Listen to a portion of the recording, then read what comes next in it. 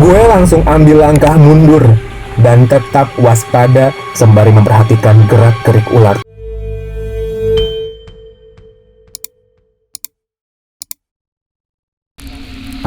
Karena keangkerannya, Rawa Bayu menjadi area tak terjamah. Warga tidak berani bertandang ke tempat ini. Mereka yang berani datang, konon dipastikan akan mengalami hal-hal di luar nalar. Ada suara tak terdeteksi, bunyi gamelan tanpa alat, hingga penampakan-penampakan sosok dalam berbagai rupa.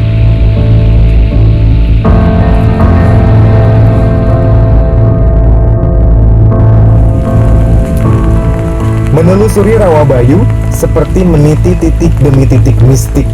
Sesuai pesan Mbah Saji, kita akhirnya memulai penelusuran dengan melewati Batu Linggayoni.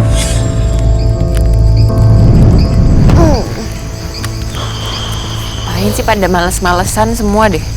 Gue tuh ngerasa kayak pegel sama capek gitu, gengs. Aduh. Faktor U itu, Jal.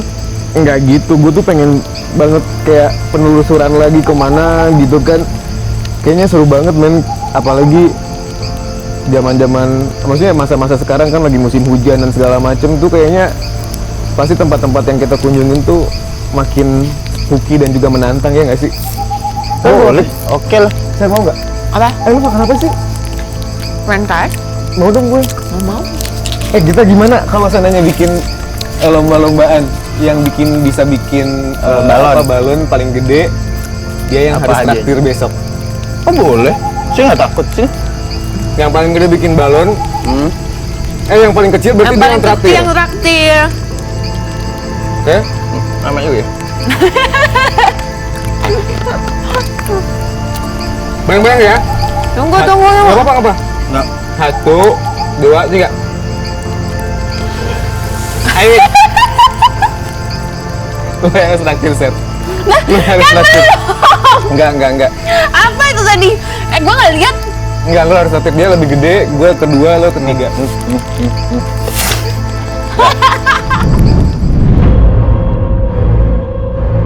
Di samping kiri kanan gue, ada patung dengan ukuran naga yang menjadi pengapit jalan sempit di tengah-tengah gue.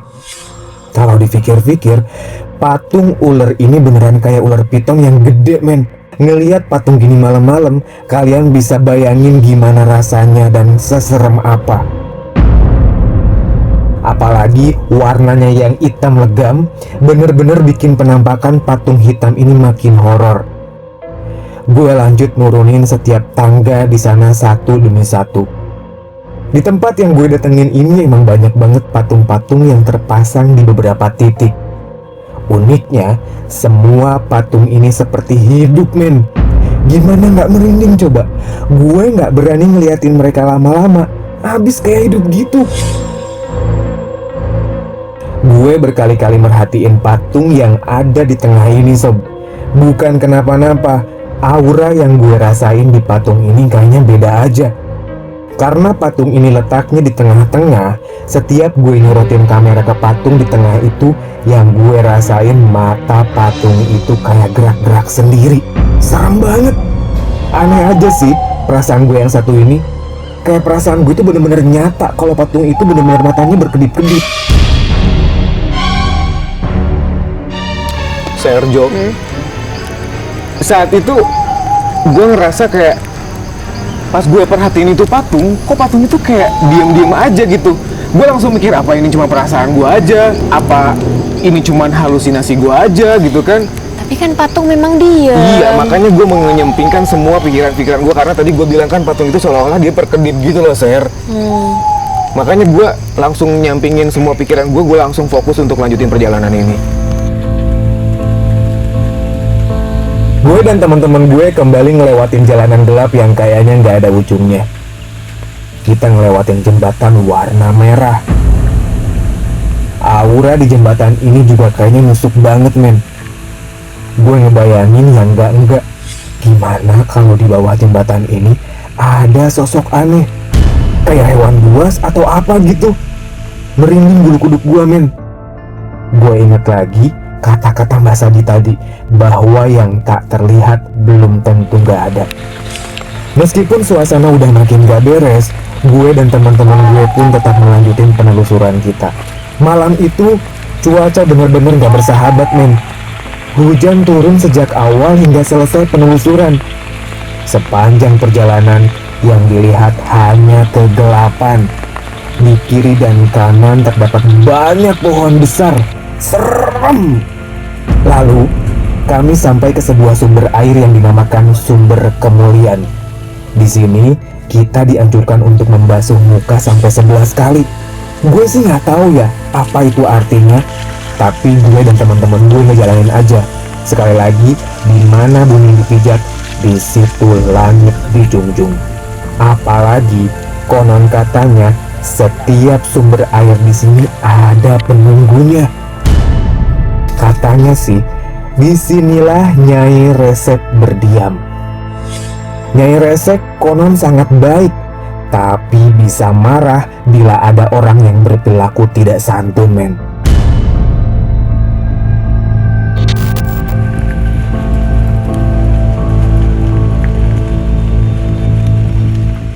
Malam semakin mencekam dan perjalanan gue makin dekat dengan patilasan Prabu Tawang Alun.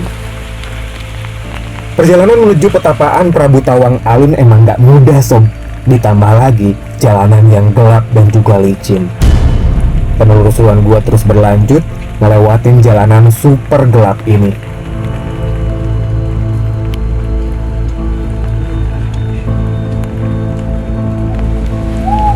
Akhirnya gue bisa lihat nih gimana petilasannya. Awalnya gue was-was dan khawatir gak bisa lihat petilasan tempat pertapaan Prabu Tawang Alun ini.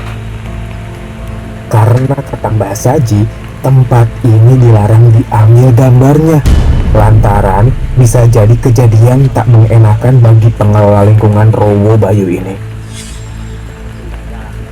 Karena viralnya Rowo Bayu yang digadang-gadang sebagai lokasi desa penari, banyak orang yang mendatangi lokasi ini bukan karena hal yang baik seperti bertapa atau mencari ilham, tapi untuk sekedar viral dan datang dengan niat tidak baik.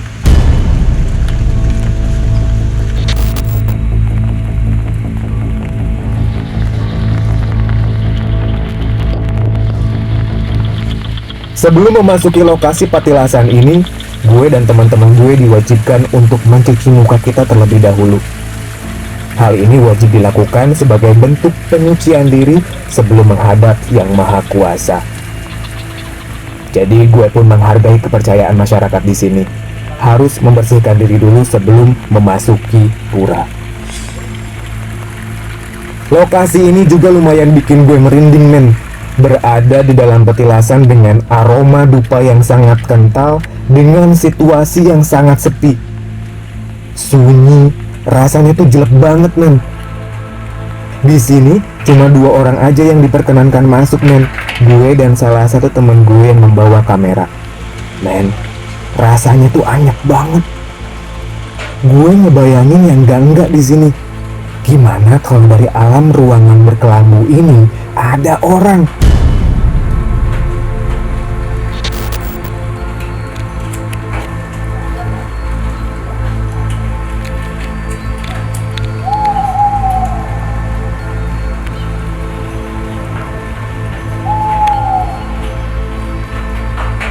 Gimana kalau tiba-tiba kelambu ini tersibak sendiri dan tiba-tiba ada sosok yang keluar dari dalamnya? Gimana kalau kisah macan putih yang konon ada di tempat ini benar-benar ada? Ngeri, benar-benar ngeri men.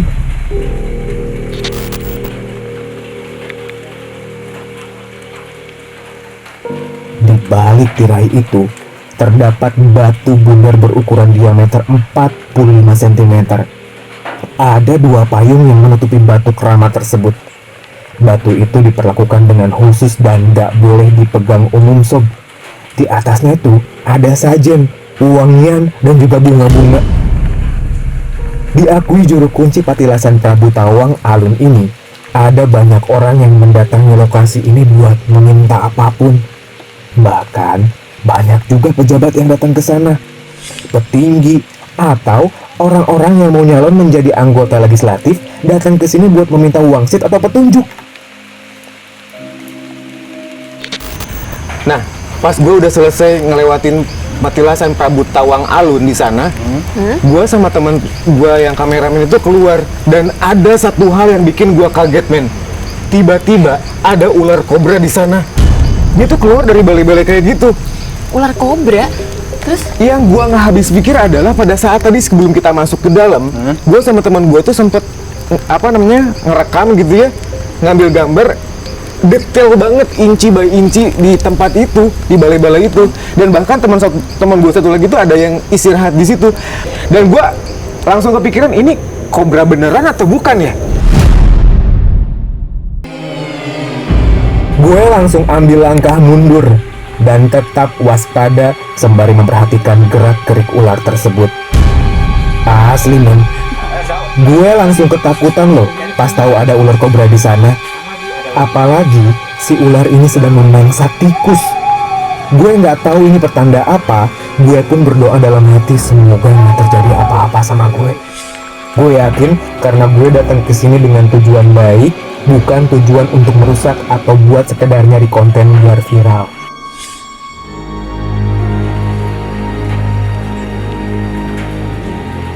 Malam makin larut, tapi petualangan kita lanjutkan.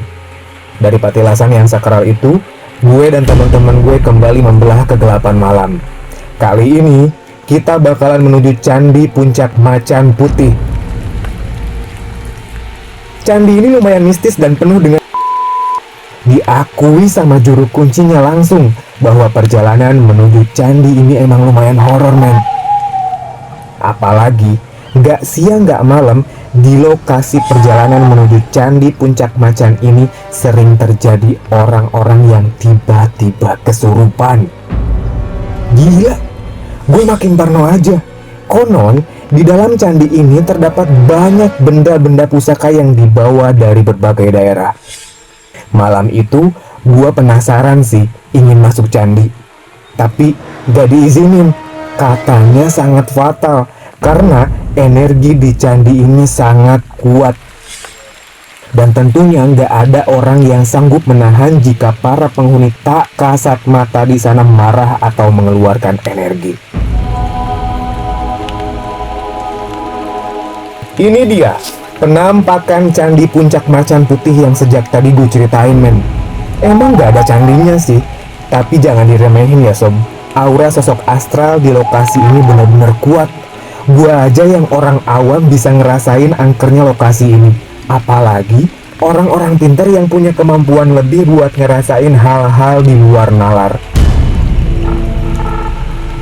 Waktu gue datang ke candi, emang auranya tuh udah luar biasa, men. Beda. Meskipun tempatnya mungil, tapi gue bisa ngerasain ada banyak sosok yang sebenarnya merhatiin gue dan rombongan gue. Namun, selama di lokasi ini, gue berusaha menjaga sikap, hati, dan tutur kata. Meskipun mereka menampakkan diri ke gue, jangan sampai di sini gue kehilangan iman gue juga. Gue tetap harus kuat buat ngelanjutin perjalanan ini. Makin ke atas, rasa penasaran gue juga makin memuncak, sob. Pada akhirnya, kita bakalan sampai ke batu dengan kepala berbentuk Garuda ini. Buat mencapai batu ini, dibutuhkan perjuangan ekstra.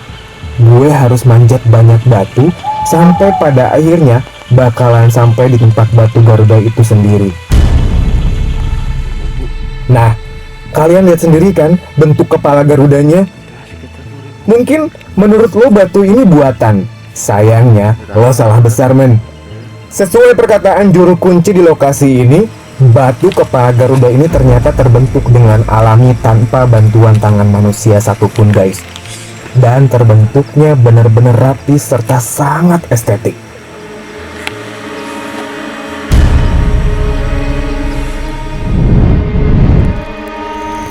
Tadi kan kita udah capek cerita, sekali-kali kita main apa kayak main game biar aduh, agak sedikit nyangkut.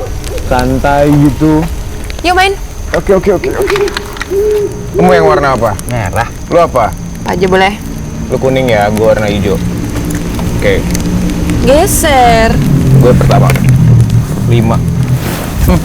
Tuh 2, 3, 4, 5. Apaan sih, Ser? Rusuh banget jadi perempuan. Tahu. Lu Ser, go.